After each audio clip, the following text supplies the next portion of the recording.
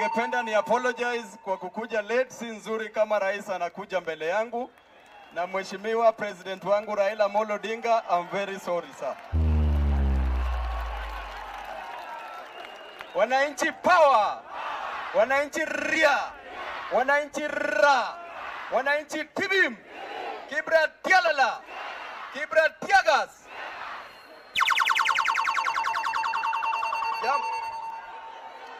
Jambo la kwanza, yule jamaa William Ruto alisema ya kwamba bedroom imekuwa moto, tunataka usaidizi, si ni hivyo?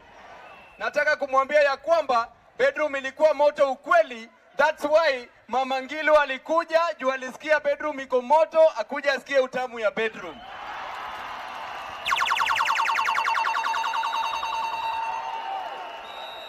Wananchi power, wananchi ria, wananchi tibim, wananchi tialala.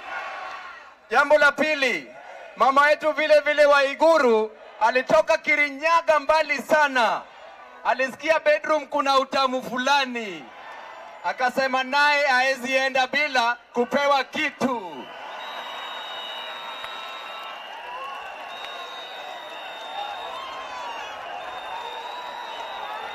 Jambo la pili, na